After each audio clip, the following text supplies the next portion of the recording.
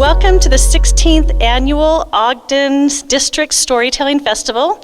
We're so happy to have people joining us virtually, and a big thank you to everyone who's helped us make this event possible. We have some amazing storytellers to spotlight from all across the district, and they'll be telling their story every 10 minutes, all the way until 8:30. So we're going to try to stay on schedule. We have students scheduled every 10 minutes, but be flexible as we try to adjust any things that may arise. But this will be recorded as well, so we're excited to make this available and share out our amazing student storytellers from Ogden School District. Thank you, and let the stories begin.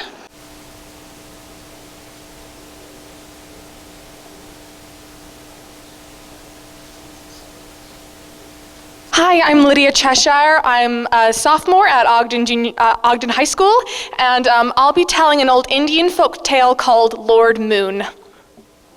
"Stop that! Watch where you're going," cried the little hare as an enormous elephant squashed on her tiny home, squashing it flat. But the elephant paid her no attention. Ever since they'd arrived at the lake, the elephant had been making the hares' lives a misery. It wasn't that the hares minded sharing the water. It had been a very dry summer, and it was the only lake in the area that hadn't dried out. But the elephants, with their big feet and thoughtless ways, had been squashing the hares' homes, making their children frightened, and making their ears ache with all of the endless trumpeting.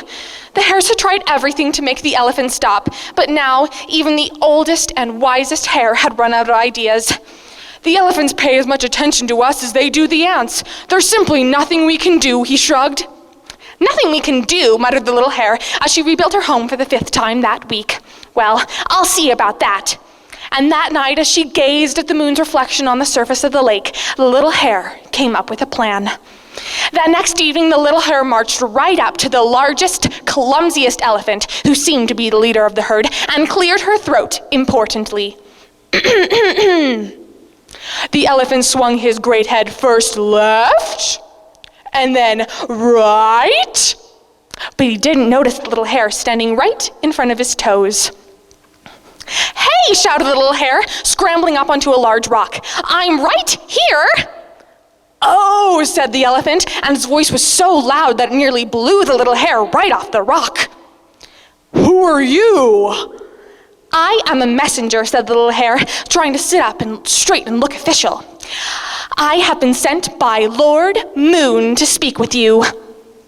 "I'm listening," said the elephant, and so the little hare continued. "This lake belongs to Lord Moon, and he especially appointed us hares to guard it. You've been causing us an awful lot of trouble lately with your big feet and your thoughtless ways, and Lord Moon is very, very angry." "Well, I didn't know this lake belonged to Lord Moon," said the elephant thoughtfully. "In fact, I've never even heard of him." "You've never heard of Lord Moon?" The hare staggered back, looking shocked. "Well, you can see him on the lake, as plain as the trunk on your face. Take a look."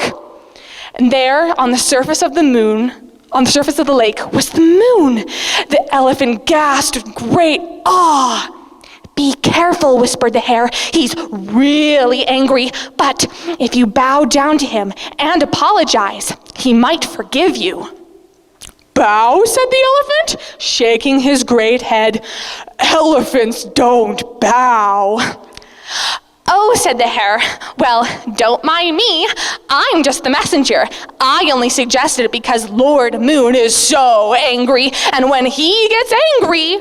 She shrugged and turned away. "Well, I just don't want to see you get hurt, that's all." "Wait!" shouted the elephant, pointing his trunk at the lake. "Lord Moon, what's he doing?" Just then, a breeze had begun to blow, making the surface of the lake ripple and the reflection of the moon tremble. "He's shaking with rage," said the hare. "Bow quickly before it's too late." And to the hare's delight, the elephant bowed deep and low to the moon. "Lord Moon," he said, "please accept my deepest apologies for any of the trouble that I might have caused." But then the wind began to blow just a little bit harder, making the moon's reflection quiver even more. "Oh dear," said the hare, "you made him even more angry." "Oh no," moaned the elephant. "Oh, well, please help me. What can I do?" "Let me try," said the hare, and she bowed down so low that the tips of her ears touched the ground. "Lord Moon," she said, "please forgive the elephants. They are truly sorry, and they promise to never come here again." Just then the breeze dropped, and the surface of the lake was still once more. The elephant breathed a huge sigh of relief. "Oh, thank you, he said. And after one long, deep bow to the moon, the elephant gathered his herd and left. But as they departed, they were careful to walk on tiptoe, making sure that they didn't disturb any of Lord Moon's hares, who were just settling down to sleep. Thank you.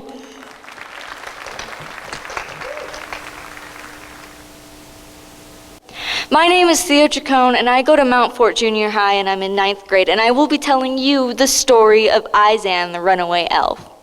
When Izan was young, he lived in something called a monarch, and a monarch is a kingdom, and inside that kingdom lived a village. Anyone and their family could live there, and it seemed like the beautiful place to live. When you walked in, it smelled of beautiful elf pastries, and everything seemed fine. But that was the thing. The royalty would treat everyone awful. They would storm into your house. They would take whatever they wanted, and they said whatever they wanted to you because, well, you weren't royalty, so you couldn't really do anything. That's why when Izan was young, he ran away. Him and his parents ran away into the forest. Ever since then, Izan has despised the monarch, and he decided today would be the day that he would take down the monarch. He got onto his giant lizard named Gator, who is as fast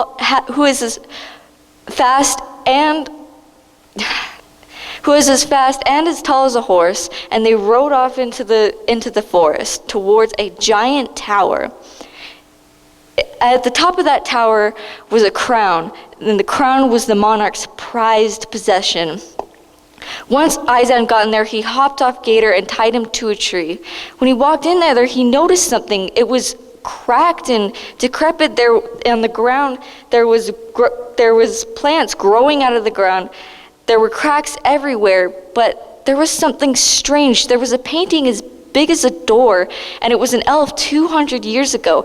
And the elves 200 years ago had rounded ears and colored in their eyes, which something elves today don't have.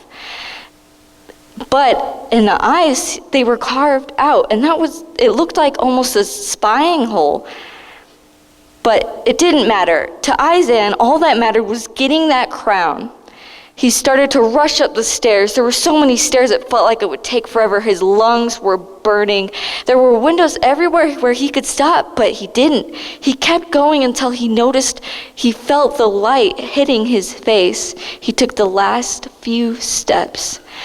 He could hear the wind howling, and as soon as he got up, it was a beautiful sight of trees everywhere of all different colors, birds flying. He was so high he felt like he could touch the clouds.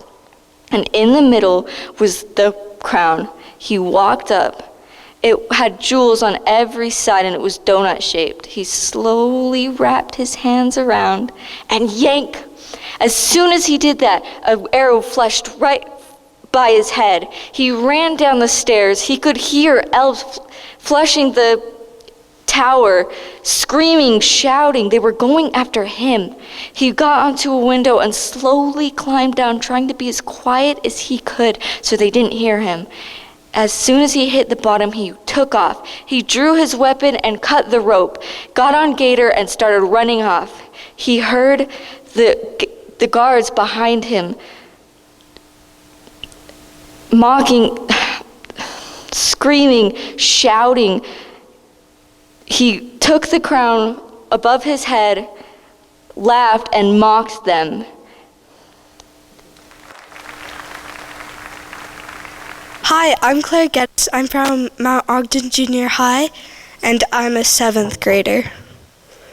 Okay. I'll be telling you the story of The Little Old Man by Natalie Norton, pictures by Will Hutchington. Once there was a little old man who lived in a little house on a little island in the middle of the great big ocean. He lived all alone. He was a smiling little old man with no hair at all on the top of his head, but he did have a nice white beard. Every day after he washed and dressed himself, he would make his own breakfast. He thought it would be fun if he had someone to eat with. He was a very busy little old man. After breakfast, he would sweep the inside of his little house. Then he worked outside. Sometimes he would work in his garden. Sometimes he would work on the roof of his little old house. Sometimes he went fishing and caught fish to fry in his frying pan. But the little old man was lonely. He had no one to talk to. And sometimes he was sad. He thought he would be very happy if he had a cat. At night he dreamt of cats, big cats, little cats, black cats, gray cats, and sometimes little kittens. One morning when the little old man woke up, he heard rain splashing on his roof. When he went outside, the wind was blowing, and the ocean waves were getting bigger and bigger. Suddenly, a huge wave came and carried the little old man's little house right into the ocean. There the waves tossed it and the wind blew it till the little old man could no longer see his little house. Or could he? There was something far out in the ocean. Could it be his house? No, it was a boat. The wind and the waves pushed the boat right up to the island where the little old man's little house used to be. When the rain stopped raining and the wind stopped blowing, the little old man went to go see what the boat was like. He walked all around the outside. It was a big boat, much bigger than his little house. The little old man went on deck. There he found a little boat, much smaller than his rowboat. Then he went inside. He found beds along the sides and a kitchen as neat as could be. As he looked around, he said, "Oh my, what a wonderful house this would be. I will live in it until the owners come for it." Just then he heard a noise. Prrr.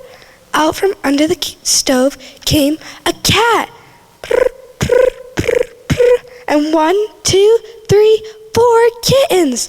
The little old man, the cat, and the 4 kittens lived together on the boat. They swept the inside of it, painted it on the outside, and went fishing in the little boat and caught fish to fry in the frying pan. No one ever came for the boat, and the little old man was as happy as a little old man could be. The end. I'm Olivia Geddes, and we're in 6th grade. I'm Ali Stark, and we're from Wasatch Elementary.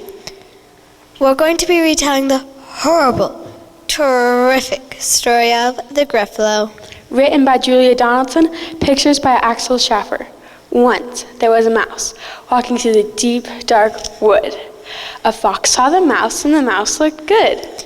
Where are you going, little brown mouse? Come and have lunch in my underground house. That's frightfully nice of you, Fox, but no, I'm having lunch with a Gruffalo. A Gruffalo? What's this Gruffalo? A Gruffalo, Fox? I'm surprised you don't know. It has terrible tusks and terrible claws and terrible teeth and it's terrible jaws. Where are you meeting him? Here by these rocks, and his favorite food is roasted fox. Roasted fox? Oh no! Goodbye, little mouse. And away Fox sped. Silly old fox, doesn't he know there's no such thing as a Gruffalo? On went the mouse through the deep, dark wood, and Al saw the mouse, and the mouse looked good. Where are you going, little brown mouse? Come and have tea in my treetop house. That's wonderfully nice of you, Owl, but I can't. I'm having lunch with a Gruffalo. Oh, Mr. Gruffalo. What's a Gruffalo? A Gruffalo, Owl, I'm surprised you don't know. He has knobbly knees and turned-up toes and a poised wart at the end of its nose. Where are you meeting him? Here by the stream, and his favorite food is ice cream. Ice cream? Hoo-wee, hoo-woo. Goodbye, little mouse. And away Owl flew. Silly old Owl, doesn't he know there's no such thing as a Gruffalo? On went the mouse through the deep, dark wood.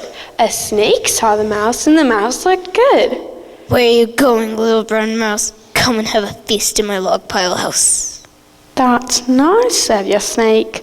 But no, I'm having lunch with a Gruffalo. A Gruffalo? What's a Gruffalo?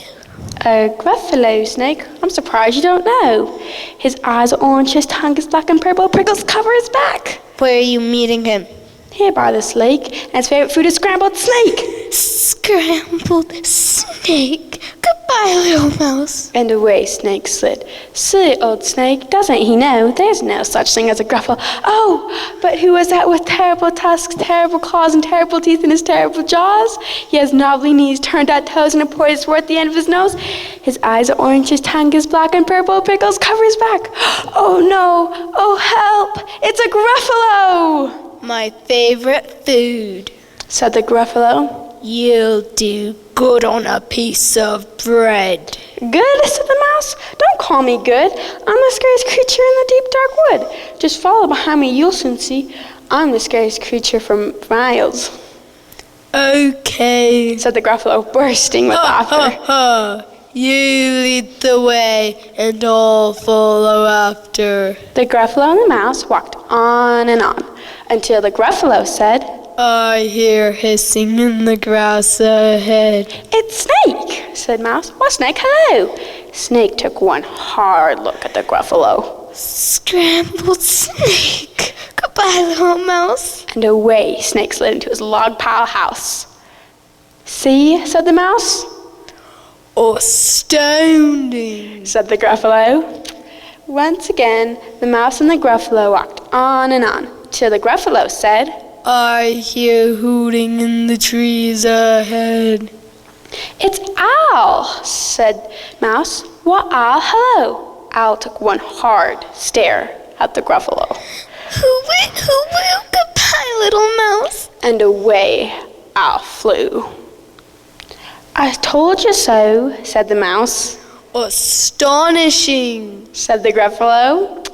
For one last time, the Gruffalo and the mouse walked through the deep, dark wood, till the Gruffalo said, I hear paws on the path ahead. It's Fox, said Mouse. Why, Fox, hello. Fox took one hard look at the Gruffalo. Oh no, goodbye, little mouse. And away Fox sped into his underground house. See, said the mouse, I told you so. But now my tummy really is beginning to rumble, and my favorite food is Gruffalo Crumble. Gruffalo crumble. And quick as the wind, the Gruffalo turned and sped. All was quiet in the deep dark wood. A mouse found the nut, and the nut was good. The end. The end. Hi, my name is Boston Burton. I go to Wasatch Elementary School, and I am in the 6th grade, and I will be telling you the story of Pig's Egg by Catherine Williams. Pig loved the farmyard. There was always something to do and always something going on. Pig loved being a pig too. But sometimes he couldn't help but feel a little bit left out. Goose could fly, duck could fly, and even hen could fly. But as hard as he tried, Pig just couldn't get the hang of it. One day, Pig went to Hen's house to see what he was doing. "What are you doing, Hen?" asked Pig. "I am hatching my egg," replied Hen. Suddenly, there was a little crack in Hen's egg, and out popped a fluffy little chick. "I am sorry, Pig, but I am much too busy to talk to you now." Pig next went to Duck's house. "What are you doing, Duck?" he asked Duck. "I am hatching my egg," replied Duck. Suddenly, there was a crack in Duck's egg, and out popped a fuzzy little duckling. "I am sorry, Pig, but I am much too busy to talk to you now." Lastly, Pig went on to Goose's house. "What are you doing, Goose?" he asked. "I am hatching my egg," replied Goose. Suddenly, there was a little tiny crack in Goose's egg. It got bigger, and out popped a fuzzy little goose gosling. "I am sorry, Pig, but I am much too busy to talk to you now." Pig went home feeling even more left out than ever. He was just about to dig into his dinner when he saw something round on the ground. "I've laid an egg!" Pig cried in pride. Over the next few days, Pig watched over his egg very carefully. One day, Hen came over with her little chick. "What is that you have there, Pig?" "It's my egg." "That's not an egg. I think that's a turnip," replied Hen. "It's not a turnip. It's an egg." Later, Duck came over with her little duckling. "What is that you have there, Pig?" "It's my egg." "Pigs don't lay eggs. I think that's a turnip." "It's not a turnip. It's an egg." Lastly, Goose came over with her little gosling. "What is that you have there, Pig?" "It's not an egg. It's not a turnip. It's an egg." But then Pig began to wonder. Maybe they're right. Maybe it is a turnip. I guess there's only one way to find out. I'll eat it. Pig was just about to take a big bite out of the turnip egg when he saw something in it. It was a little tiny hole. It got bigger and bigger and bigger, and out came a little green caterpillar. "My baby!" Pig cried in pride. Pig watched over his baby very carefully. He fed it cabbage leaves, and it got fatter and fatter and fatter. One day, he called Hen, Duck, and Goose over the sty. But when they got there, there was just a crinkly green egg. "Never mind, Pig," they said, and patted him on the head. Pig was feeling sad the next day when he saw something on the egg. A crinkly green line. It got bigger, and out came the most beautiful creature Pig had ever seen. A butterfly! It flapped away, and Pig happily danced after it. As he passed Hen, Duck, and Goose, they all asked, "What are you doing, Pig?" "I am sorry, Hen, Duck, and Goose, but I am far too busy to talk to you now, for I am teaching my baby to fly." The end. My name is Ali Valeria Vazquez Rodriguez. And my name is Genesis Curiel Reyes. We're gonna tell the story Ranita the Frog, the Princess. Or we go to fourth grade. And we attend Eastridge Elementary. Okay. Once upon a time was a boy named Felipe. He was kind of a brat, but his servant were looking for his golden arrow that his mother gave him.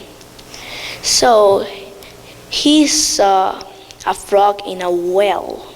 So the frog named Ranita said, "This golden arrow," and then Felipe whined for he can have his golden arrow back. So Ranita ran into Senora Sabia, and then what's her name? Okay, Ranita. And then Senora Sabia started saying how she was selfish, and then how she turned into a frog in first place. So then what happened was that Felipe decided to make a promise with Ranita that if she gave the golden arrow back to him, he would let her sleep in his cama, eat from his plato, and give her a beso every single time when the sun rises. So when it was dinner time, Ranita was running around the entire kitchen. Everyone was trying to catch her, but one of the servants yelled, "Ow, it bit me." So then the Viceroy, Felipe's dad, grabbed Ranita and said, "What is this creature?" And she said, "Your son promised me that if he lets me sleep in his cama, eat from his plato, and give me a beso when the sun rises, I would give him his golden arrow." So Ranita promised Felipe. So what happened? The Viceroy gave Ranita Felipe's plate with flies in it. Okay, so it was nap time. It was time to go to sleep. But Felipe didn't want to sleep with Ranita. So he called his dad. But when his dad got mad because he didn't want to make the promise. So when his dad was yelling at him, Pepe behind him, he was laughing quietly. So then Pepe had to sleep in a chair so he can watch Felipe and to see if he does anything to the frog. So then and it was morning time, and Ranita woke up Felipe cheerfully and said that it's beso time, and but Felipe didn't want to kiss the frog, so he made Pepe kiss her. So once Pepe kissed Ranita, she turned into a Mayan princess. And when she turned into the Mayan princess, Felipe felt pretty dumb because he thought that she was just a frog. So then Felipe, he got up and then he went to the well, and Vieja Sabia was there, and she said if he can give her water, but she said no, and he said, "Go away, cucaracha." So then Vieja Sabia turned Felipe into a frog, and that's the end. Okay. We're gonna tell a different story. So it's gonna be Caperucita Roja. In Spanish. Spanish, yeah. Okay. Hola, tú. There was once a little girl named... había una niña llamada Caperucita Roja y vivía en el bosque con su mamá y su abuelita, pero su abuelita vivía en otra parte. So, la mamá mandó a Caperucita Roja a darle pan y vino a su abuelita porque estaba débil. Okay, y después iba caminando la Caperucita Roja y se encuentra un lobo feroz y dice: "Hola, chiquita, ¿qué haces por aquí?" Voy a darle pan y vino a mi abuelita porque está muy débil. Okay, ¿quieres ir por este camino? Está más corto, no tienes que ir por acá. Y Caperucita dijo que sí. So, después el lobo dijo, le voy a ganar. Y después el lobo llegó y agarró a la abuela y se disfrazó de ella, después la puso en el baño amarrada. So, cuando Caperucita llegó, dijo, "Hola, soy Caperucita Roja." "Hola, mi amor, ¿qué haces aquí?" Mi mamá me mandó a darte vino y pan porque estás enferma. Ok, gracias. Y después Caperucita Roja escuchó en el baño y fue a entrar. Y cuando se encontró su abuelita, el lobo la comió a las dos. Y después un talero que corta los árboles le escuchó y corrió. Después agarró el lobo y lo tiró al suelo. Y después le abrió la panza y sacó a Caperucita Roja y después a la abuelita. Y le cosió. Y cuando el lobo despertó ya no estaban. The end. Hi, my name is Dawsen Huntington. I'm in 6th grade from Eastridge Elementary. And I'll be telling the story of Arachna. So once upon a time, there was this beautiful woman named Arachna, and she loved to weave these ornate tapestries. People would come from all over to see these tapestries, saying that the thread that she used was more rare than gold and the most beautiful tapestries they had ever seen. One day, Arachna was bored, so she thought, maybe I should challenge someone to a weaving competition. So she set off to find someone to challenge. She came upon a woman weaving a lovely tapestry. So she said, "I see you are a talented weaver. I would like to challenge you to a weaving competition." The woman agreed. For hours, both women weaved tirelessly. Once they finished, each showed their completed work to the crowd that had gathered to be voted on. It was clear to all present that Arachna's work was far superior, so they voted her winner. Arachna was so proud of her victory, she decided to challenge another.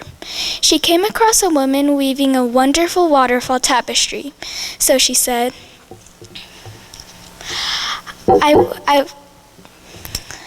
I see, I love your work. Would you be open to a friendly competition? The young lady agreed, so they started weaving away. After a few hours, they showed their completed work to the crowd. Again, Arachna won. Arachna carried on like this, holding a few more competitions and winning.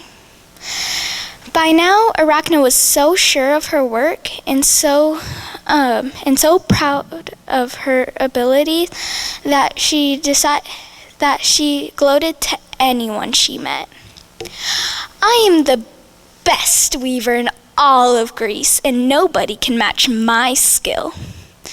One of the passers-by, an old woman, said, "Where did you get your amazing weaving skills from, young lady?"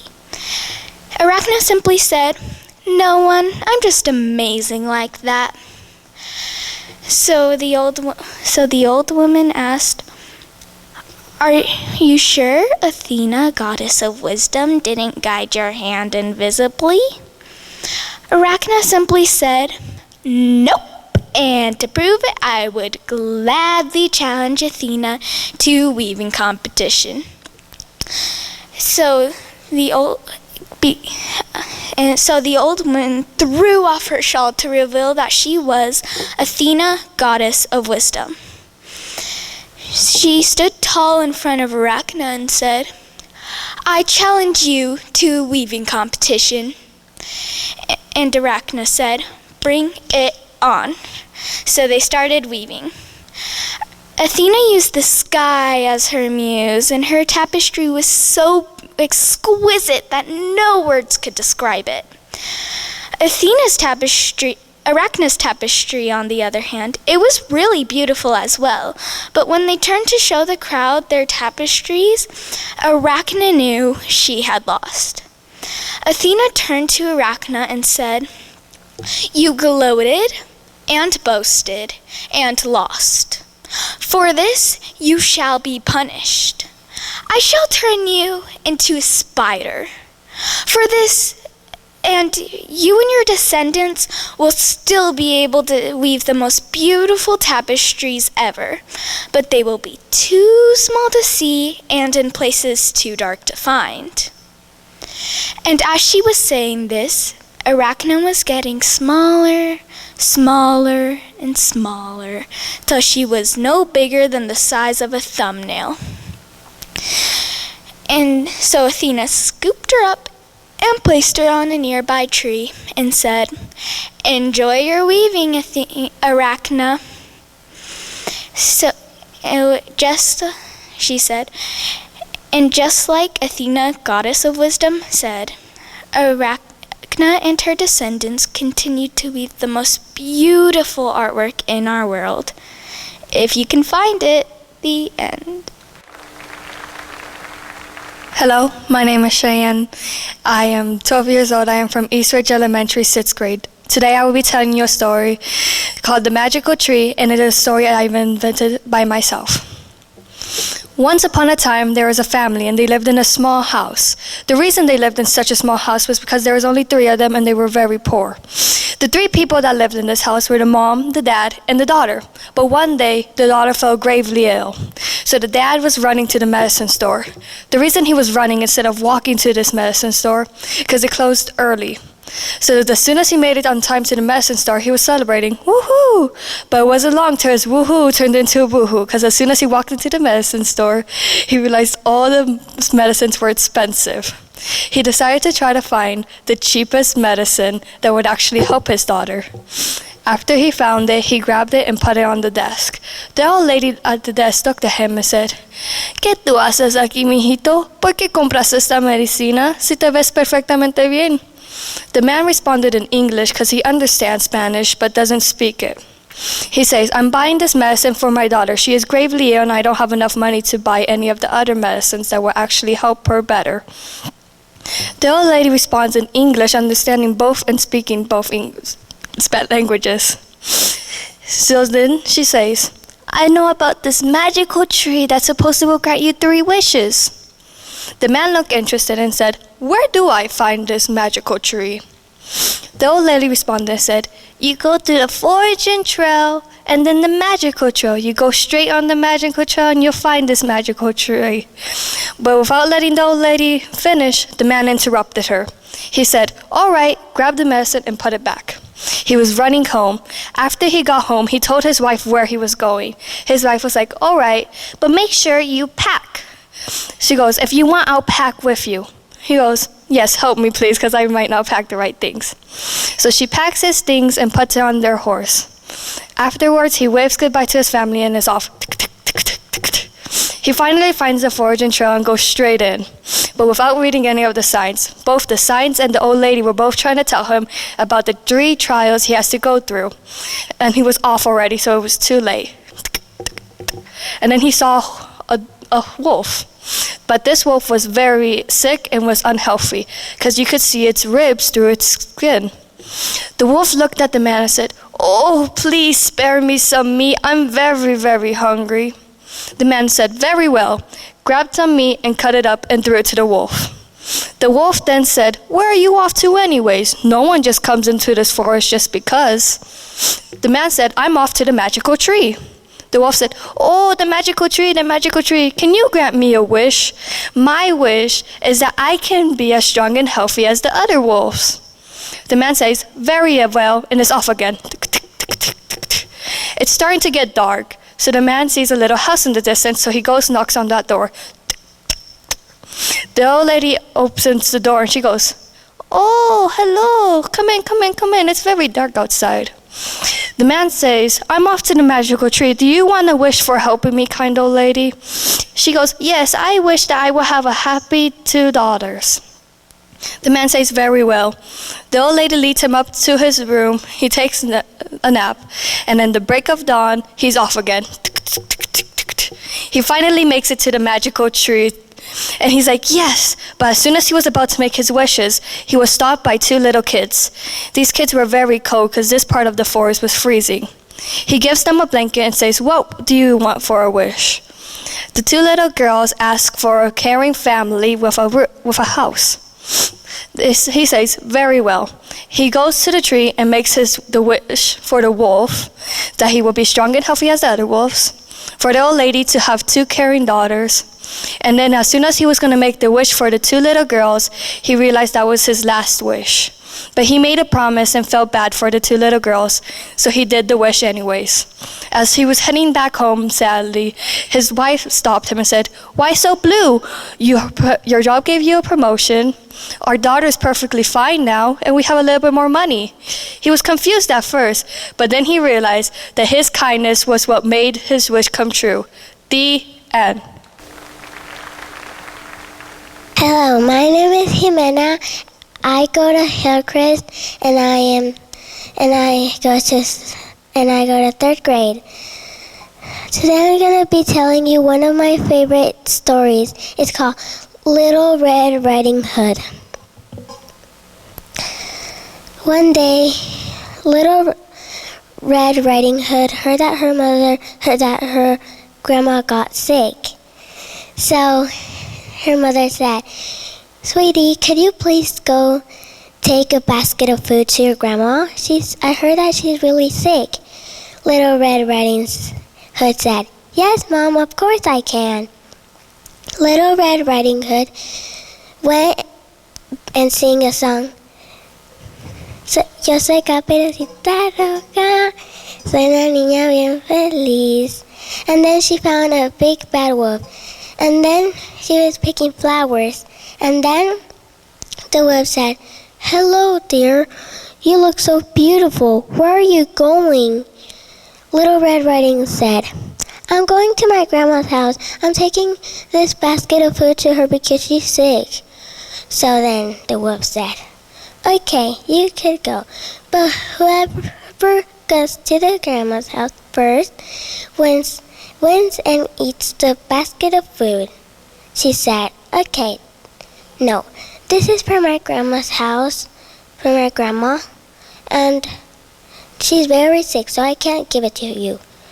Little Red Riding Hood said, okay, I'm gonna go now to the grandma's. And the wolf ran very fast, and the wolf ran. And then first he came to the house and knocked the door. The grandma said, come in, dear. The door's open, the wolf said, and ate the grandma. The wolf ate her, and then Little Red Riding Hood came and knocked the door. Grandma, I'm here. I bring you a basket of food. Then Little Red Riding Hood went in the house, and the grandma said, sit down, dear. And then she said, Grandma, why do you have big eyes? It's where I can see you better. What about big ears? It's where I can hear you better. What about the big nose? It's where I can smell you better. What about the mouth? It's where I can eat you better. Little Red Riding Hood got very scared and started running, and then the wolf ate her. But then a man went inside and then grabbed him from the feet and then started shaking him, and then got both of them out. And then the Little Red Riding Hood learned a lesson: you can't talk to strangers, and it's the end. Hello, my name is Kataleya Soto. I'm in fourth grade from Bonneville Elementary. Today I will be telling you a story about three little fishes. Once upon a time there were three little fishes. One lived in a cave, one lived in a plant, and one lived in a shipwreck. They loved to eat wood. But one day they saw the big bad shark. He was not nice.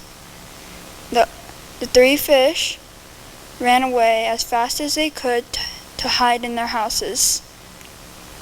The second fish said, shh, and the first fish said, oh, the first fish said, ah, and the third fish said, oh no, he's coming.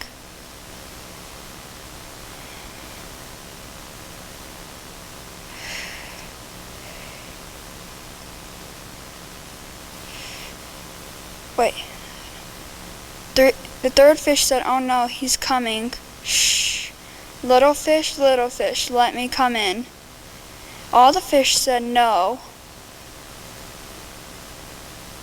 Here I come, says the shark. And the first fish said, oh, the first fish said, ah, and the second fish said, shh. But the shark wasn't able to get in to the houses, the first or second or third house. They lived happily ever after. The end. Hello, my name's Addison English, and I'm from Hello, my name's Addison English, and I'm from Hillcrest Elementary, Ogden School District. I'm from second grade, and today I'm going to be telling you the story of Tucker the dog. Once upon a time, there is a girl named Addison. She was walking home from school, and she saw this cute little dog on the side of the road. She thought that maybe she could get the dog, so she walked home with ideas in her head of thinking ways to make her parents get the dog. And then as soon as she got home, she asked her mom, "Can I get a dog that I saw on the road?" And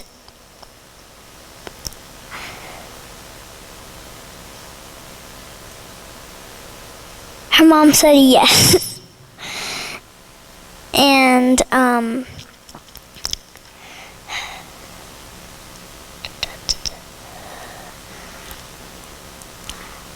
as soon as she said yes, they walked outside to tell her dad just to look at the dog. As soon as they got there, the dad saw the dog and the dog gave him a big kiss. And the end. My name is Bree Belnap. And my name is Evie Belliston, and we are from Shadow Valley Elementary. We will be telling a story based off The Princess Bride, written by S. Morgenstern. Our experience begins in a land far, far away, where everyone was named after fruits because it was a very fruity farm. There on the farm, besides the cows, Moo, the chickens, the cock, and of course our favorite fruits, yum yum, lived the most beautiful maiden, Princess Cantaloupe. There is also a farm boy named Watermelon. She loved nothing more than to order him around. Farm boy, polish my horse's saddle. I want to see my face shining in it by morning. And of course, all he would reply was, as you wish. Then one day, Cantaloupe found out that Watermelon was in love with her, and she loved him back. True love. Yuck. A while after, Watermelon left to seek his fortune elsewhere. He needed some money. Soon after that, Cantaloupe received news that Watermelon's ship had been attacked by the dread pirate Raisin, and there were no survivors. No! When she heard this news, she was devastated. She said she would never love again. Inconceivable. A while after, the Prince of the Land, Prince Hazelnut, was to choose his bride. He chose Cantaloupe, but as much as he loved her, she did not love him back. Who likes hazelnuts after all? One day she was out riding when she came across us. Stop, pause, allow us to introduce ourselves. I am the giant Fig. I am the talented swordsman, Ilama Fruit. Here, we will continue. There we were with Cantaloupe and our wicked boss, Vanilla Orange. Vanilla Orange said, "We are but poor lost travelers. Is there a village nearby?" Then Cantaloupe replied, "No, there is no village for miles." So then Vanilla Orange said, "Then there will be no one to save you." We loaded Cantaloupe on a boat sailing straight towards the cliffs of insanity, and no one knew. But Vanilla Orange had secretly been hired to start a war, and he hired us to help him. Are you following the story? So that crazy Prince Hazelnut set up the kidnapping of the princess, wanted to start a war at the neighboring villages, all for what? So he could ride in and save the day. Woohoo! I'm the hero! Inconceivable. But when we were sailing to the cliffs, Fig looked behind us and noticed someone seems to be following us. Yes, a boat sailing straight towards us. Inconceivable. When we reached the cliffs, we docked and hooked a rope and began to climb. But the person following us, who looked like the dread pirate Raisin, also began to climb the rope. And surprisingly fast. We hurried up the rope and everybody got off at the top. Vanilla Orange and Fig took Cantaloupe while I, Ilama Fruit, stayed behind to verse the man in black with my sword. It was a mighty duel, both of us with precise swordsmanship. But the Raisin knocked me out. But also spared my life. Soon the Raisin went to face Fig, me. I wanted to arm wrestle him in a sportsmanlike way, but tiddlywinks, that Raisin won. Leaving Fig alone to rub his really sore arm. And eventually running off to see if Ilama Fruit was okay. Next, the Raisin had to face Vanilla Orange. They had a battle of wits, while the princess sat near, her eyes blindfolded. Which one was smarter? Let's just say the Raisin was smarter and Vanilla Orange died that day. Rest in peace. Inconceivable. The Raisin was left to untie the princess and told her, I am really Watermelon, not the dread pirate Raisin. They were reunited and lived happily ever after. Prince Hazelnut was soon arrested for trying to start a war. And I, Ilama Fruit. And I, Fig, went into piracy. And the dread pirate Raisin lived on. The end. My name's Tate Browning, and I go to Shadow Valley Elementary, and I will be telling My Lucky Day by Kiko Kazaa. One day, Mr. Fox was sharpening his claws to go on a hunt for dinner. Then he heard a knock on the door. Mr. Rabbit, are you there? So Fox went over to investigate. Rabbits? If there were any rabbits in here, I would have eaten them. He opened the door, and there, standing on his doorstep, was a plump, delicious-looking pig. He snatched up the pig and walked towards the oven, thinking, this must be my lucky day. Oh no, the piglet cried. Please let me go. Oh no. This is my favorite dinner, pig roast. So he grabbed a pig, he put him in the roasting pan. Just when he was about to put him in the oven, the pig said, well, Mr. Fox, I'm a very dirty pig, you know. Shouldn't you clean me? Just a thought, Mr. Fox. Well, thought Mr. Fox to himself, I do like clean meat. So he grabbed some warm water from the well, dumped it in his tub, grabbed pig, put him in the tub, and scrubbed.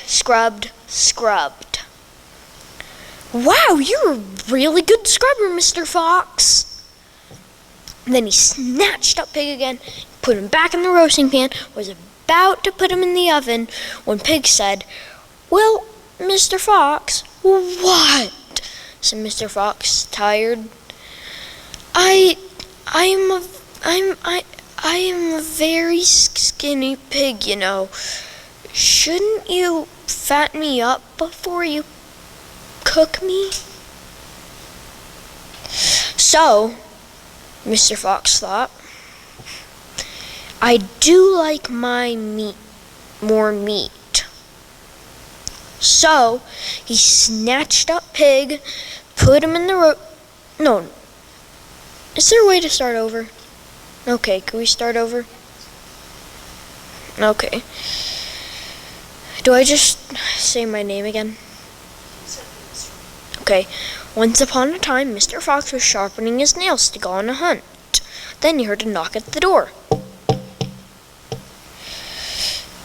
Who's there, he thought. Mr. Rabbit, are you there? Rabbit, thought Mr. Fox. There are any rabbits in here, I would have eaten them.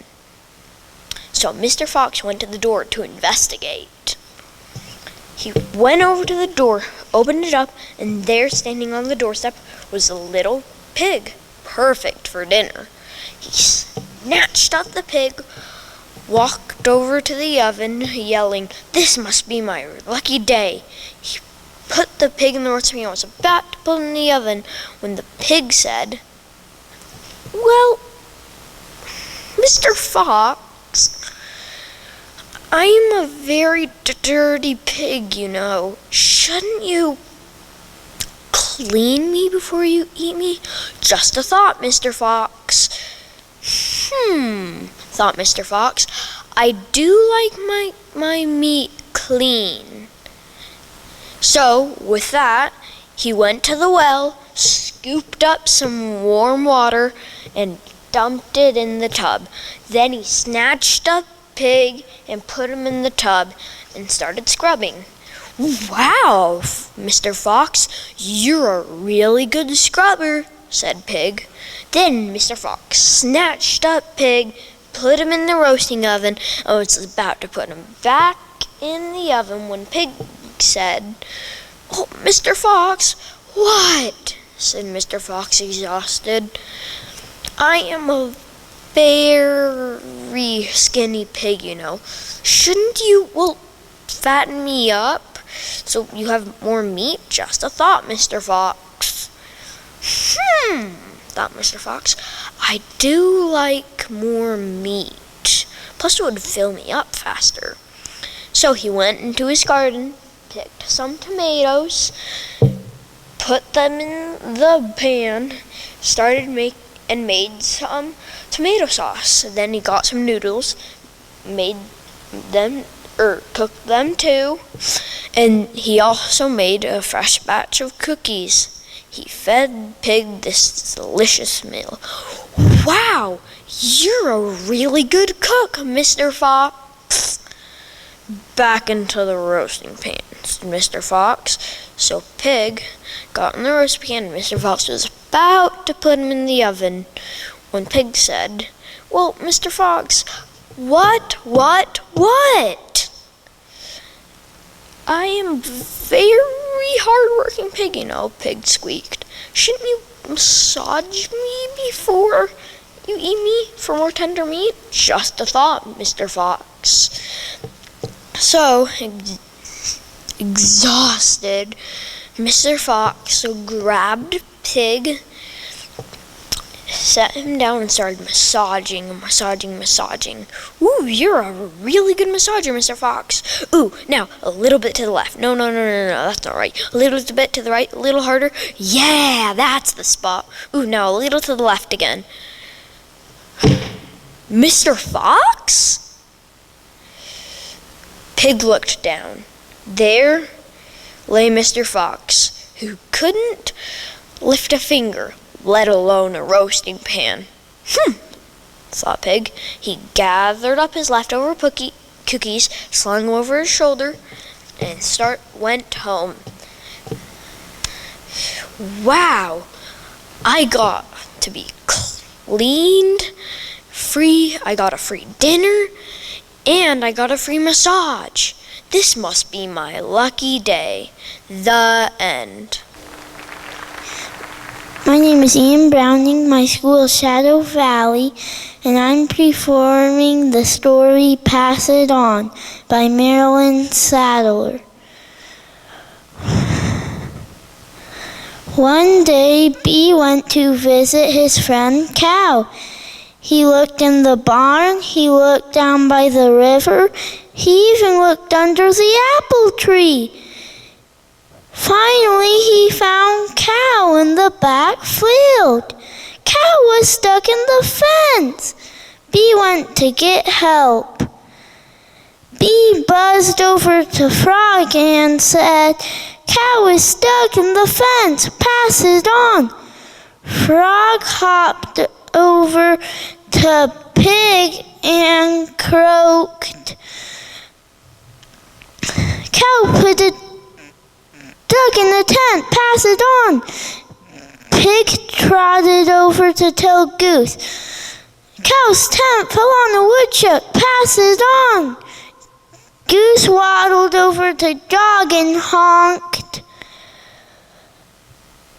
"Cow and Hen had good luck, pass it on." Dog ran to tell Kitten. Dog barked, "A good duck gave Cow a penny, pass it on." Kitten ran in the house to tell Mouse, "Cow has money, pass it on." Mouse went down the hill to tell Hen. Mouse said, "Cow has milk and honey, pass it on." "Ooh, milk and honey. Now I'm hungry," said Hen. They went to find Cow. When they found Cow, this is what they heard. Frog said, "Where's the duck?" Pig says, "Is that woodchuck okay?" Goose says, "Can I have some luck?" Dog says, "I need that penny." Kitten says, "I like money." Mouse says, "Where's the milk and honey?" Hen says, "Look, the cow is stuck in the fence." Bee says, "That's what I said an hour ago." They made a plan. They worked, and finally they got Cow out of the fence. Then Cow invited everyone for milk. and bee passed on the honey. The end. Hi, my name is Madelyn Hogan. I'm from Shadow Valley Elementary, and the title of my story is How a Rainbow Got to Be. So one day, eons ago, there were 6 colors that made up the world. All of them loved to boast and brag about how they're so much better than everyone else. One day, Red said with a stern voice, "I am the best color. I am the color of love and passion. I am the better color of all of you." Now, Orange hated all of this. He said, very debatefully, that he was the best color. He was the color of adventure and excitement. He was the color of danger. Yellow does not like to be disagreed with, and so she was furious at this remark. "How dare you think you're better than me? I am the color of beauty and light. I am the color of sunshine. I am the best color of all of you." Green was even more furious than all of them combined. "How dare you? That is such a wrong remark. I am the best color. I am the color of beauty and life and nature. I am the color that all of you want to be. I am the best color of all of you." Blue disagreed with this, but very politely. He stated that he was the best color because he was the color of oceans and skies. He was the color of water. Purple, she gracefully and politely disagreed with this. She said that she was the color of royalty. She was the color of manners, and she was the best color. Now, all of them were yelling and saying how they are the best color and why they're the best color, when one day Rain had enough of all this argument. So what he did was he got all the colors and said, "You will hold hands every day after it rains until you can learn to appreciate one another." Centuries went by without the colors ever agreeing with each other and still thinking they're the best after all this. But one day, after it rained, they realized that they are each equal and that they are each perfect. Then, once Rain saw how they found the true meaning, he went up to them and said, "Congratulations, you can now stop holding hands and live your own lives, as long as you promise to stop bragging and boasting and learn that you are not better than anyone else." The colors said no. They said that they like it like this and they'll keep doing it. Rain had no problem with this, as long as they learned that no one is better than one another. We all have our differences. So every time you see it rain, there's a rainbow, those are the colors dancing and holding hands and helping each other with each other's differences and commons. The end. My name is Andee Nolan. In the 1st grade, I go to Taylor Canyon Elementary. And today I'm going to tell you a story called The 3 Frozen Pigs and the Kids. Okay, a long time ago, when my grandmother was a little girl, they owned some hogs. Well, their parents were at work, and the kids were home alone. So their dad said to keep watch over the pigs. it was raining and hailing and raining and hailing and raining and howling, and that all turned into snow. So they remembered what their dad said, and the oldest said, we should go check on those pigs. So they went outside, looked in the barn, and the pigs had escaped. So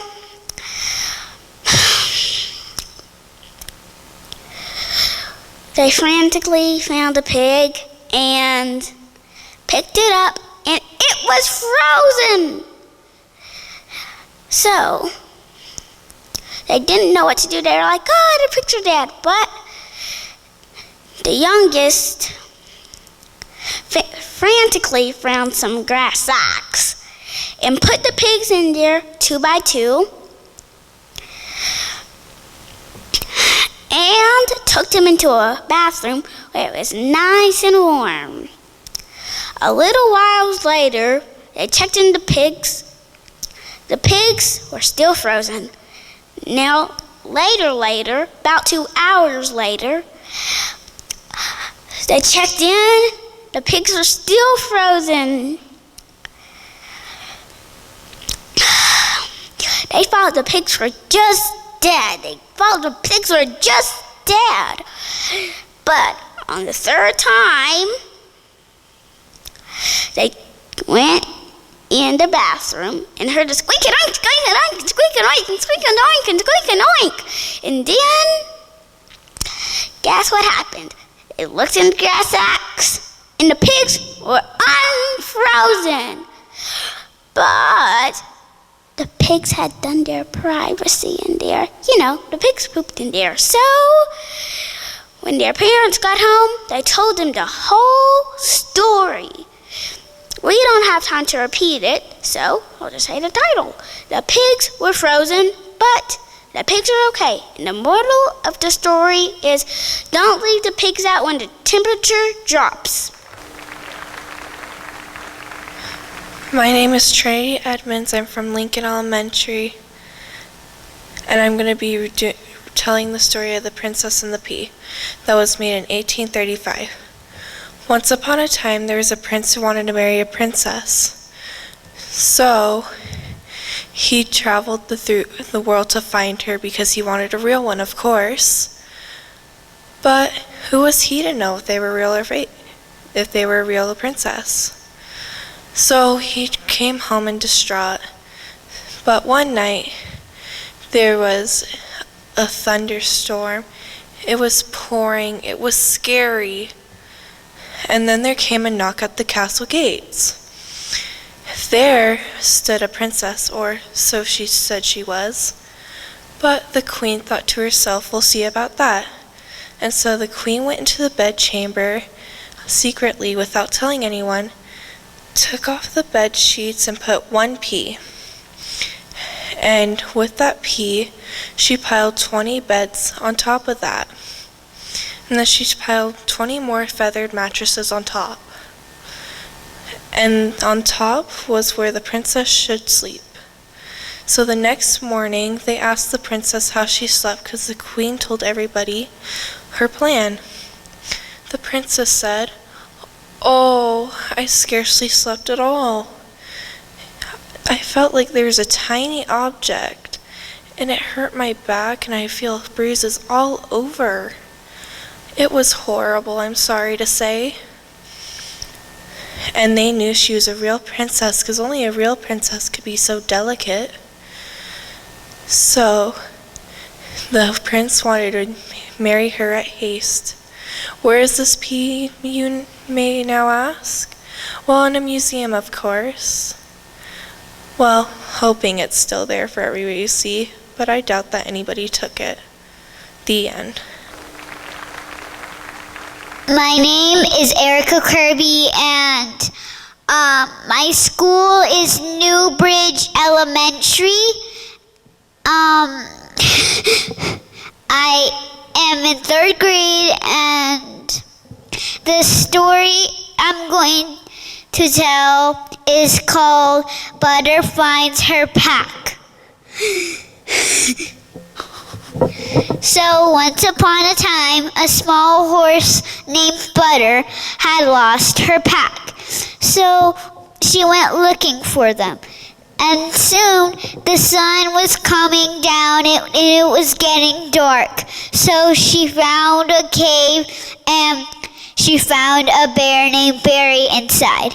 So she slept for the night, and in the morning she asked Barry if he would help her find her pack, and he said yes. So they looked for her pack, and soon they came across to a huge grass field, and there was a small little grass monster in the field, and he said, sorry.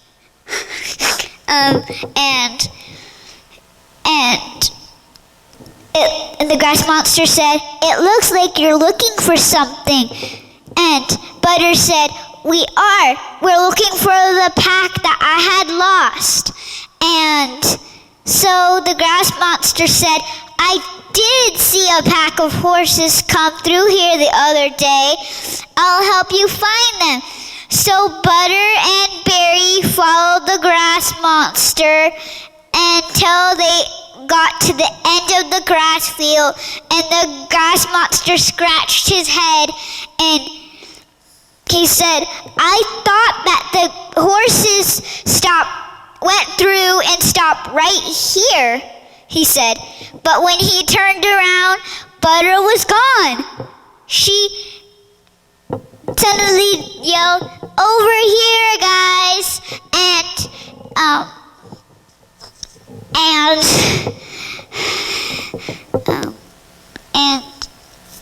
I forgot. And she went over and thanked Barry and the grass monster, and they said, "Well, you're welcome." And so the grass monster went back into his field, and Barry went back to his cave. The end. I'm Makayla. And I'm Delyna.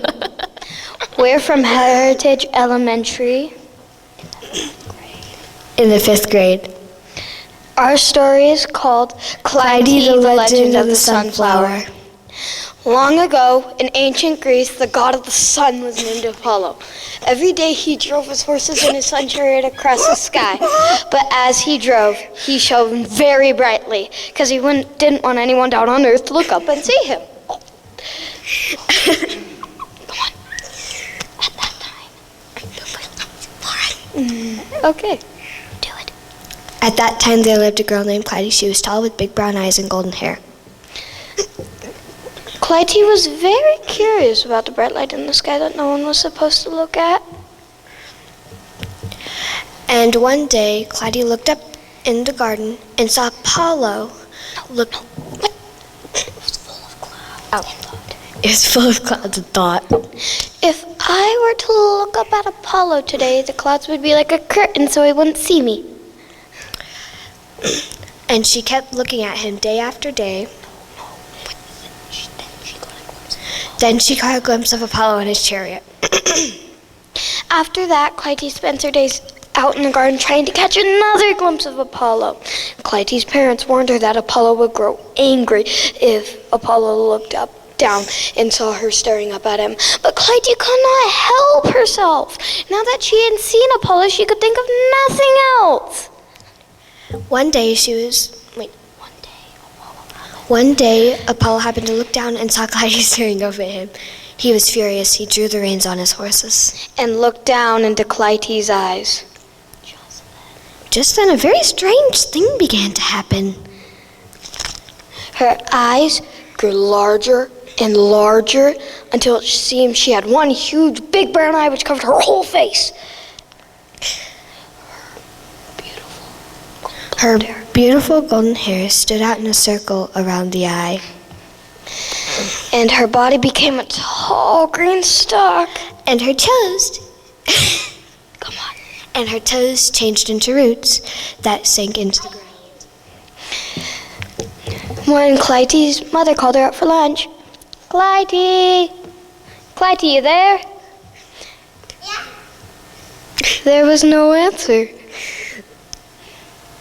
When Clyde's mother came out into the garden to look at her, all she saw was a tall, beautiful flower. Apollo had changed Clyde to the first sunflower. And to this day, if you see a field of sunflowers, you'll notice they stand tall and stiff just as Clyde did long ago, with their huge brown eyes, turning to follow the path of the sun from morning until night. The end. Hi, I'm Heather. And I'm Rita. We're both from Heritage Elementary. And our story is called Harry, Nicholas, and the Stone. It was a dark night when Hagrid dropped Harry off at the Dursleys' house. 11 years later, Harry went to the zoo and met a very friendly snake. So he let the snake go and trapped his cousin, Dudley, in there. So after they got out, frigid cold, there was a stampede of letters at their house. So they were forced to move to a new house, where they met Hagrid. Hagrid came bursting through the door. Hello, Harry, you're a wizard. Pigtail! Here's your letter, now follow me. So as they went off, they went to Diagon Alley, Gringotts Bank, where they picked up a tiny leather bag. And gold, gold, gold, gold, gold, gold, gold! Then they went to get Harry's other supplies, like his wand and his books. The odd thing about his wand is that it belonged to the man that killed his parents.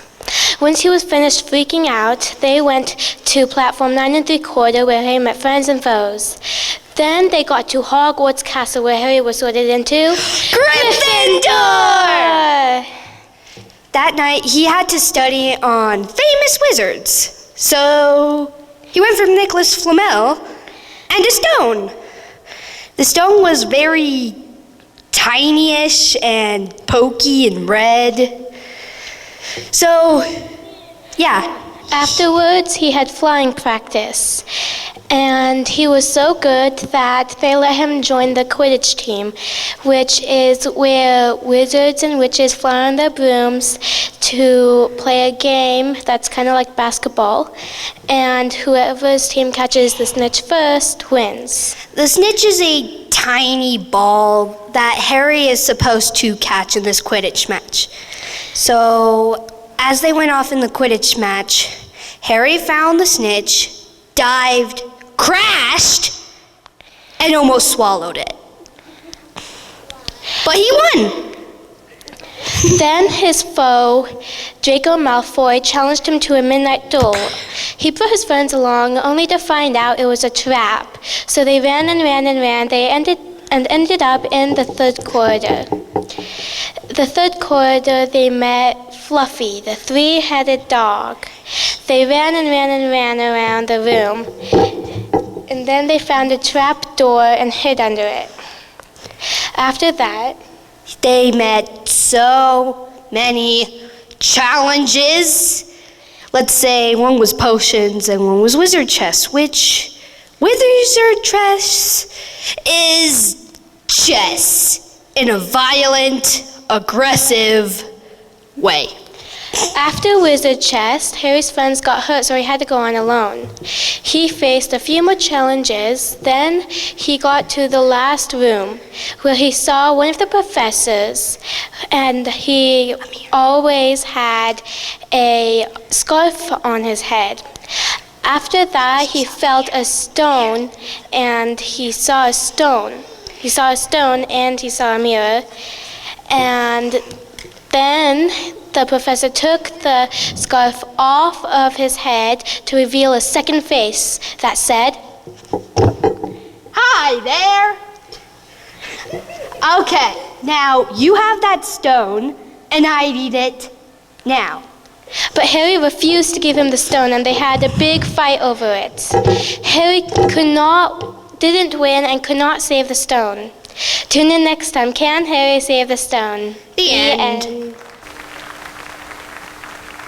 I'm Emilia Cawley, and I'm from Mount Ogden. The title of my story is called Winona the Koala.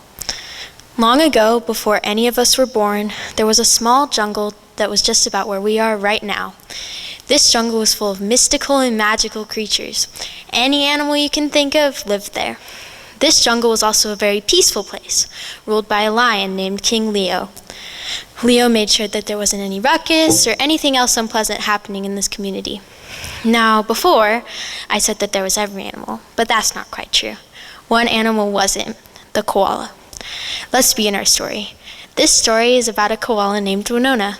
Winona was a small koala from a big family of many koala brothers.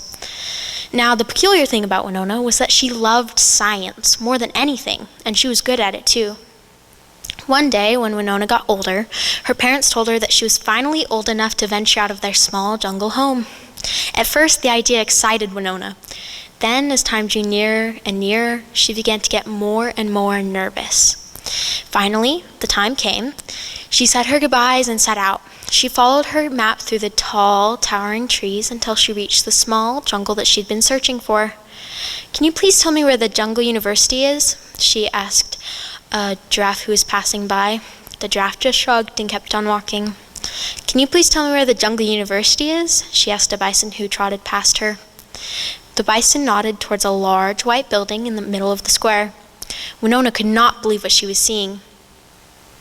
She walked right into the building to a front office with a cheetah sitting at it, filing her nails. "Can I get directions to the professor's office, please?" she said, handing the cheetah her resume. The cheetah took a quick glance down and said, "Down the hall, first door on the left." Winona muttered a quick but sincere thank you and headed on her way. On her way there, a teenage unicorn ran past her in tears. This gave Winona the chills. Then she opened the door and saw them, the professors, the sharks. Winona handed them her resume and started her speech, which she had been practicing for months. Hi,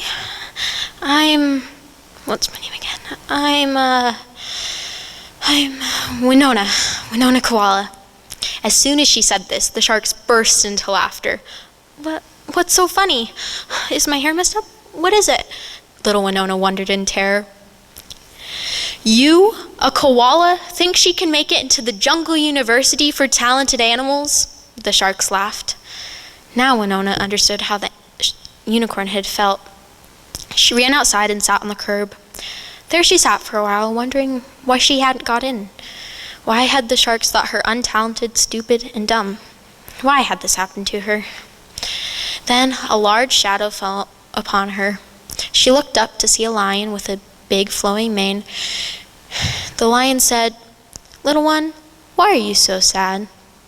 Winona said, "Well, it's always been my dream to get into the Jungle University for talented animals. I just don't see why I can't do it because I'm different." She slumped further into her lap. "Oh, little one, don't give up hope. Just because you're different doesn't mean that you aren't as good as any other animal in there," Leo said. Winona's eyes lit up as he said this. "You really think so?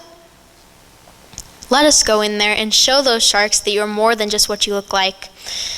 Winona started to have faith and hope once more. She stood up and marched right into the building. She walked right past the cheetah and right into the professor's office. "I may be small. I may have gray fur and big ears. I may not be from around here, but I deserve this spot as much as any cheetah, wolf, unicorn, fox, or bear." Leo was standing behind her, grinning a huge grin. The sharks were surprised. No one had ever stood up to them like that before. And that was the day that the Jungle University for Talented Animals was renamed the Jungle University for All Animals.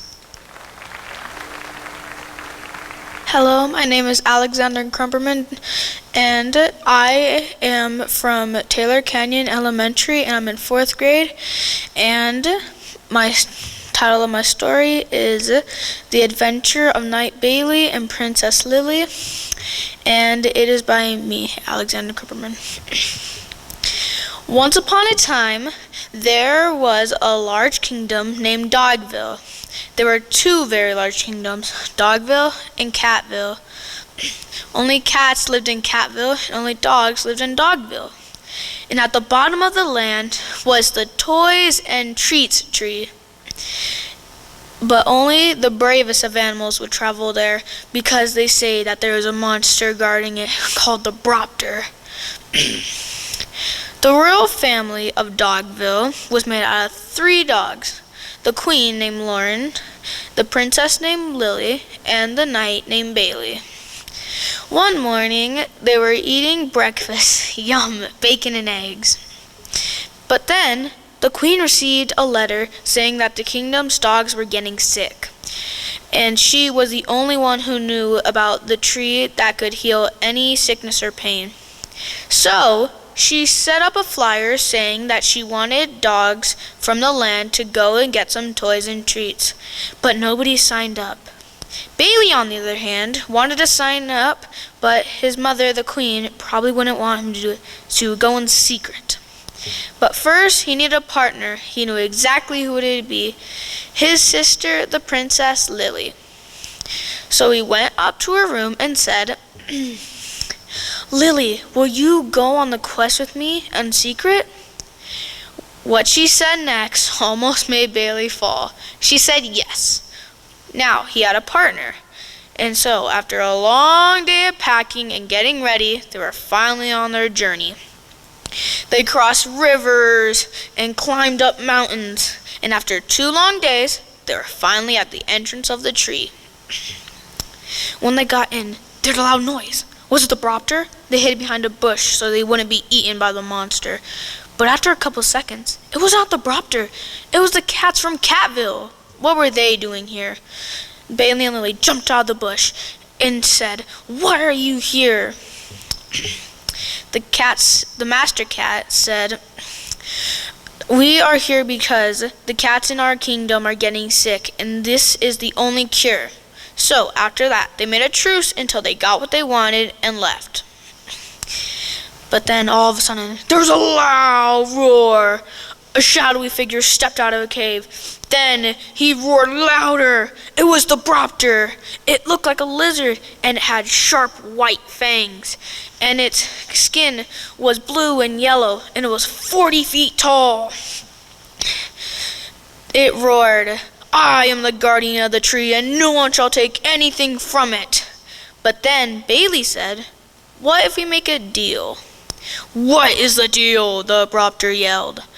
"My deal is that me and the cats take what we want, then we leave, and no one shall ever return to the tree again." The cat, the dogs, and the Bropter shook hands. Then Bailey and Lily and the cats took some toys and treats, and then they left.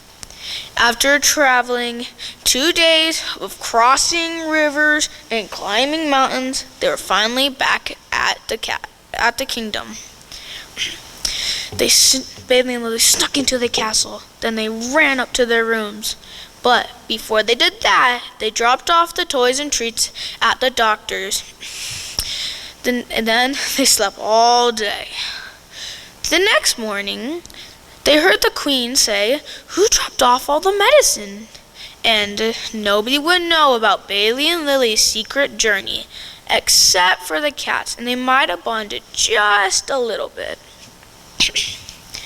And since then, everybody in the kingdoms were happy and healthy. The end. My name is Ethan Reeves. I go to Taylor Canyon, and I'm in 6th grade. This is the story of Jimmy and his aunt. You see, Jimmy used to go to his aunt's house every day. And when it was time for Jimmy to come home from his aunt's house, Auntie sent him home with a big piece of cake. And on the way home, he started nibbling on that cake. By the time he got home, there wasn't anything left but crumbs. His mom said, "My, oh my, Jimmy, you don't have the sense you was born with. When Auntie gives you cake, you go down to the trees and wrap the cake in leaves and put the cake in your hat and put your hat on your head and carry along home." So the next day, when it was time for Jimmy to come home from his aunt's house, Auntie gave him a big pound of butter. So he listened to his mama's advice and went down to the trees. He wrapped the butter in leaves and put it in his hat and put his hat on his head and carried along home. It was a very hot day. By the time he got home, the only butter he had left was the butter that was melted on his face and all over his clothes.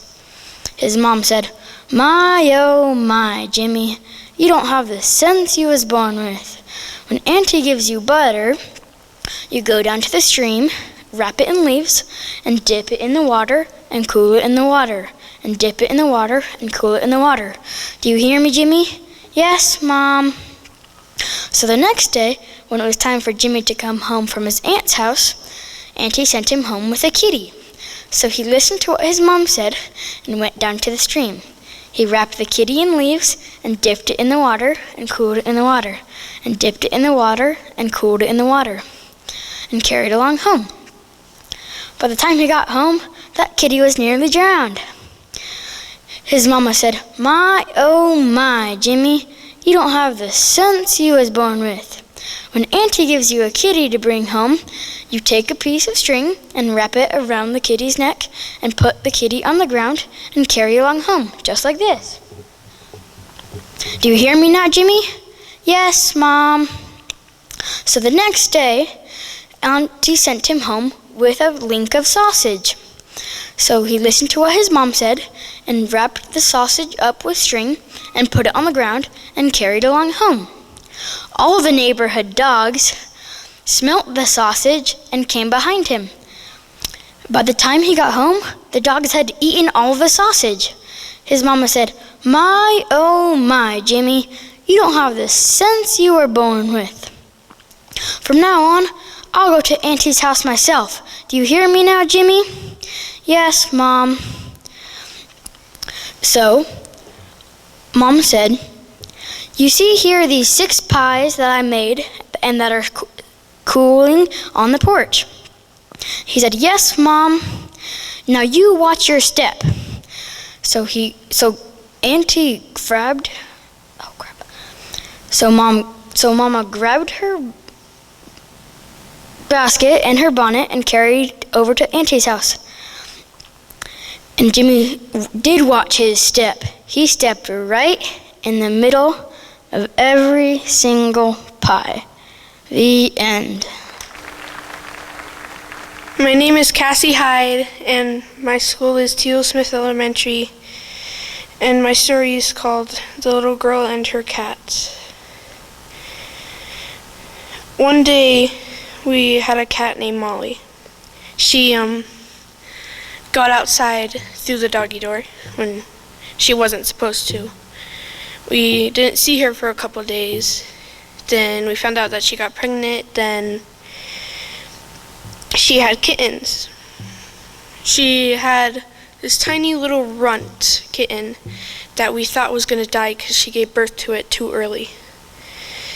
But my parent tried as hard as she can to make sure it didn't. It survived, it grew up and healthy. While it was growing up, I was doing online school when I was in 5th grade.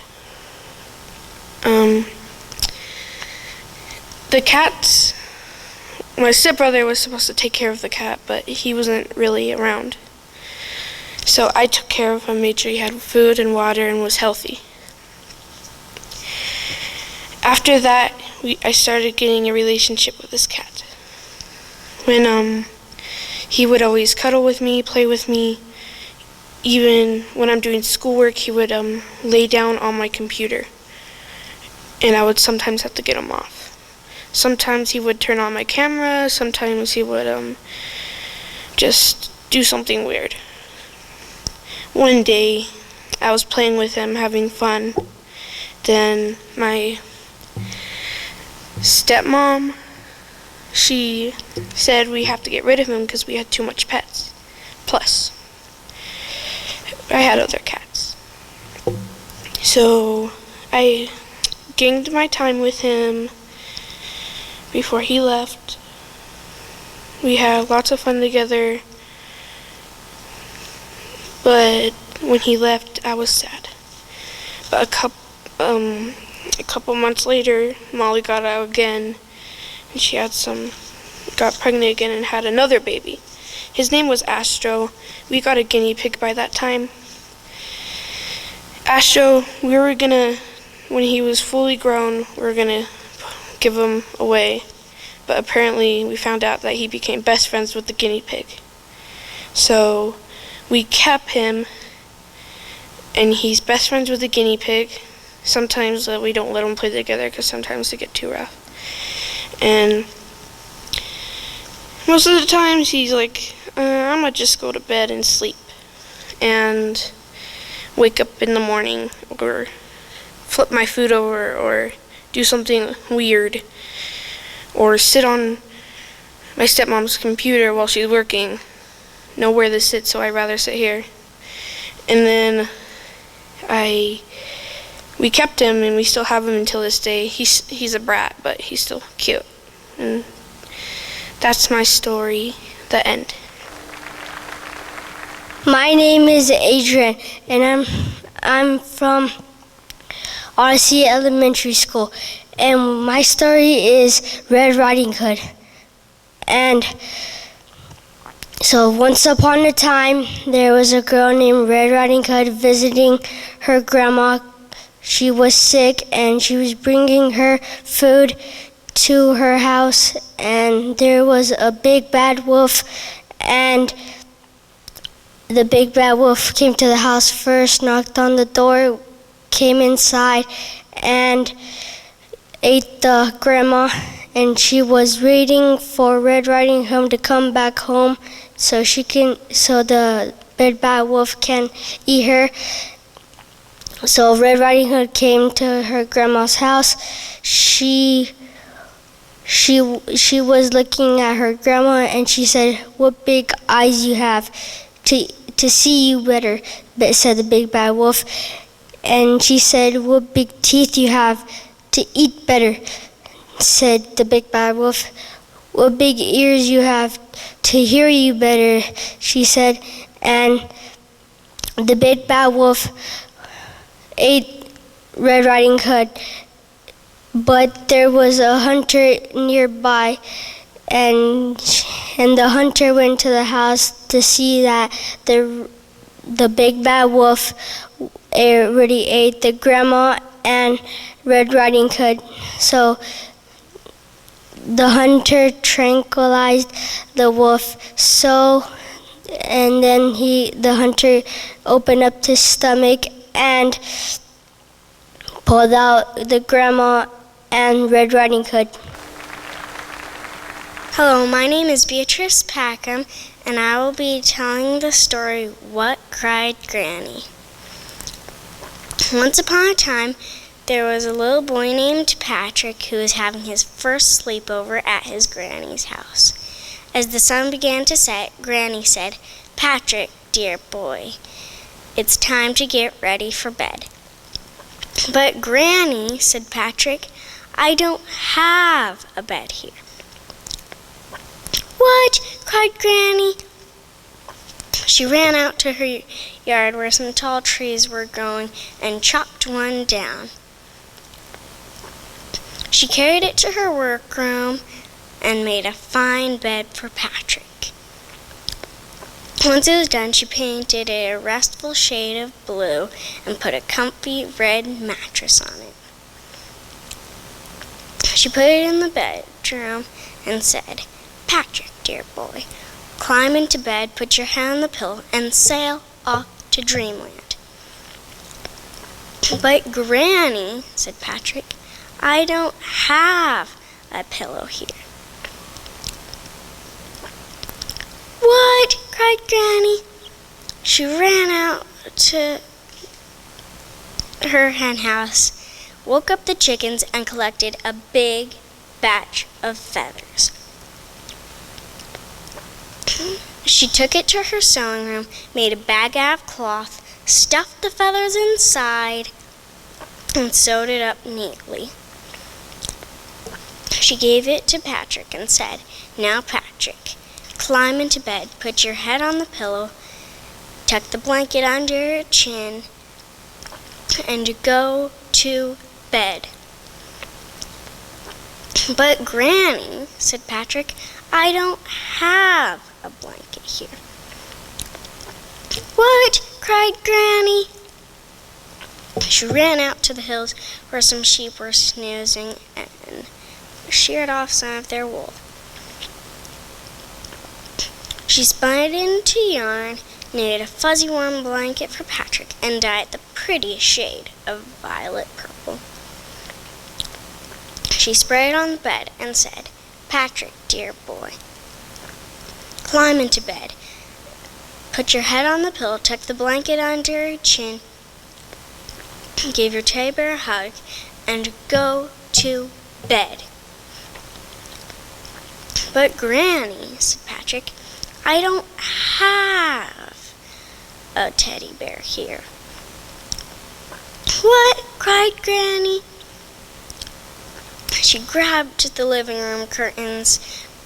She tore down the living room curtains, grabbed her emergency sewing kit, cut, sewed, stuffed, added button eyes and a red ribbon, and made the biggest teddy bear you'd ever seen for Patrick. Now, Patrick, cried Granny, climb into bed, lay your head on the pillow, tuck the blanket under your chin, give your teddy bear a hug, and go to sleep. But Granny, said Patrick, it's morning. Wah! Cried Granny. The end. Harriet Harris was a pesky child. She didn't mean to be. She just was. One morning at breakfast, she knocked over a glass of juice, just like that. Her mother didn't like tea, so instead she said, Harriet, my darling child. I'm sorry, Harriet cried. And she was. At snack time, Harriet dribbled jam all over her jeans. Her mother didn't like tea, so instead she said, Harriet, my darling child, Harriet, you'll drive me wild. I'm sorry, Harriet cried. And she was. Before lunchtime, while Harriet was painting, she dripped paint onto the carpet, just like that. Her mother didn't like tea, so instead she said, Harriet, my darling child, Harriet, you'll drive me wild. Harriet, sweetheart, what are we to do? I'm sorry, Harriet said, and she was. At lunchtime, Harriet slid off her chair, and the tablecloth came with her, just like that. Her mother didn't like tea, so instead she said, Harriet, my darling child, Harriet, you'll drive me wild. Harriet, sweetheart, what are we to do? Harriet Harris, I'm talking to you. I'm sorry, Harriet said, and she was. When Harriet was meant to be napping, she ripped open a pillow, just like that. 1,000 feathers flew in every direction. There was a terrible silence. Her mother began to yell. She yelled and yelled and yelled. I'm sorry, Harriet cried. I'm really, really sorry. Her mother took a deep breath. I know you are, she said. I am too. I shouldn't have yelled, and I wish I hadn't. But sometimes it happens just like that. And then Harriet said, Big mess. A very big mess, said her mother. Then she began to laugh. She laughed and laughed and laughed as they picked up the feathers together. The end. My name is Seamus Butler. I'm from Taylor Canyon, and I will be telling the story of the old woman and the pig. One day, there was an old woman who was cleaning her house, and as she was sweeping, she found a sixpence, and she said, oh my, what shall I do with this sixpence? And so she went to the market, see what there was to buy with a sixpence, and she decided to buy a pig. And as she was walking home with her pig, she came across a stile. And she said, Pig, pig, jump over the stile. But the pig would not, and no matter how hard she tried, she could not get that pig over the stile. So she said, oh no, what shall I do? And So she went and found a dog, and she said, "Dog, dog, bite pig. Pig won't jump over the stile, and I shan't get home tonight." But the dog would not. And so she went and found a stick, and she said, "Stick, stick, beat dog. Dog won't bite pig, and pig won't jump over the stile, and I shan't get home tonight." But the stick would not. So she went and found a fire, and she said, "Fire, fire, burn stick. Stick won't beat dog, dog won't bite pig, pig won't jump over the stile, and I shan't get home tonight." But the fire would not. So she went and found some water, and she said, "Water, water, quench fire. Fire won't burn stick, stick won't beat dog, dog won't bite pig, pig won't jump over the stile, and I shan't get home tonight." But the water would not. So she went and found an ox, and she said, "Ox, ox, drink water. Water won't quench fire, fire won't burn stick, stick won't beat dog, dog won't bite pig, pig won't jump over the stile, and I shan't get home tonight." But the ox would not. So she went and found a butcher, and she said, "Butcher, butcher, kill ox. Ox won't drink water, water won't quench fire, fire won't burn stick, stick won't beat dog, dog won't bite pig, pig won't jump over the stile, and I shan't get home tonight." But the butcher would not. So she went and found a rope and said, "Rope, rope, hang butcher. Butcher won't kill ox, ox won't drink water, water won't quench fire, fire won't burn stick, stick won't beat dog, dog won't bite pig, pig won't jump over the stile, and I shan't get home tonight." But the rope would not. So she went and found a rat and said, "Rat, rat, gnaw rope. Rope won't hang butcher, butcher won't kill ox, ox won't drink water, water won't quench fire, fire won't burn stick, stick won't beat dog, dog won't bite pig, pig won't jump over the stile, and I shan't get home tonight." But the rat would not. So she went and found a cat and said, "Cat, cat, kill rat. Rat won't gnaw rope, rope won't hang butcher, butcher won't kill ox, ox won't drink water, water won't quench fire, fire won't burn stick, stick won't beat dog, dog won't bite pig, and pig won't jump over the stile, and I shan't get home tonight." And the cat said, "Well, if you give me a saucer of milk, I will."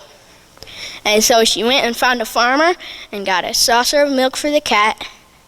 And then the cat began to kill the rat began to gnaw the rope began to hang the butcher began to kill the ox began to drink the water began to quench the fire began to burn the stick began to beat the dog began to bite the pig, and the pig jumped over the stile, and the old woman got home that night. The end. Once a time there was a potter, and he made the most amazing pots anyone had ever seen. And the king loved them, and so did the people of the town. And the people wanted to know how he made such amazing plants that he put in his pots. So there was an old limerick that said that there was magical clay that you could make the pots with. And when you put the plants in, they became beautiful, amazing plants. So one day the people wanted to know, they didn't know where to find the magical clay. So they decided to sneak into his yard, grab some of his clay, and they put a plant in and watered it. And it grew and it became amazing, but only for one day before it died and they had to throw it away. So they said, well, if it isn't the clay, then it must be the plant. So once again, they snuck into his yard, stole some of his plants, and watered it. And once again, it grew and became beautiful, but this time only for 2 days. So they said, well, if it isn't the plant that he uses, then it must be the water that he uses. So once again, they snuck into his yard, grabbed a bucket of water, and they put some water in the plant with the pot. And it grew, and it was amazing and beautiful, but only for 3 days. So the people gave up. They decided, no, if we can't figure it out, there's no reason to keep trying. Until one day, when they heard the potter singing a song to the plants, and the plants magically grew, just like how his other ones were. So the people said, well, let's give it a try and see if it'll work. So they sang the same song to the plants, and they grew, and just like the potters.